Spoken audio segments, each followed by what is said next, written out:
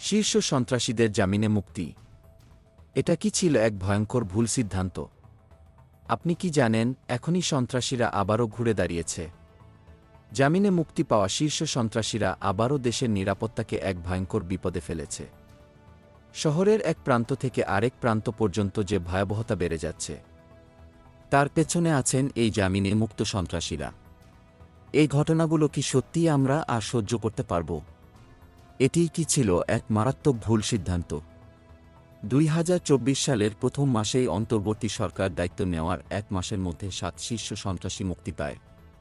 কেরানীগঞ্জ কেন্দ্রীয় কারাগার থেকে 3 জন আর কাশিমপুর কারাগার থেকে মুক্তি পায় আরও 4 জন। এদের মধ্যে রয়েছে সুইডেন আসলাম, কিলার আব্বাস, ফ্রিডম রাসু, পিচ্চি হেলাল। এসব সন্ত্রাসীরা আবারও নিজের কার্যকলাপে নেমে পড়েছে। এতটুকু সময়েই তারা একের পর এক ভয়ঙ্কর অপরাধ করছে, আর এই জামিনে মুক্ত সন্ত্রাসীদের হাতেই ঘটছে একের পর এক ভয়াবহ ঘটনা। রাজধানীতে খুনোখুনি বেড়েছে এবং অনেকেই ধারণা করছেন এর পেছনে রয়েছে কারাগার থেকে মুক্ত হওয়া সন্ত্রাসীদের হাত।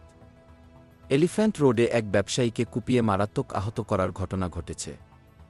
পুলিশ তখন ঘেরাও করা হলে সন্ত্রাসীরা আসামিকে ছিনিয়ে নেওয়ার চেষ্টা করে। গোয়েন্দাদের ধারণা, জামিনে মুক্ত শীর্ষ সন্ত্রাসী ইমন এই ঘটনার নেপথ্যে। আরও ভয়াবহ, দুদিন পর মিরপুরে প্রকাশ্যে এক ব্যক্তিকে কোপানো হয় এবং পিচ্চি হেলালের নাম এসেছে এই ঘটনার পেছনে। আইনশৃঙ্খলা বাহিনী ইতোমধ্যেই পিচ্চি হেলালের জড়িত থাকার প্রমাণ পেয়েছে।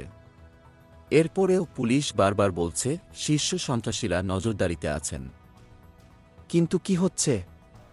তাদের আটকানো যাচ্ছে না। ঢাকা মহানগর গোয়েন্দা পুলিশের প্রধান রেজাউল করিম মল্লিক দুইভাবে বলেছেন, কোনো সন্ত্রাসী আইনের আওতা থেকে রক্ষা পাবে না।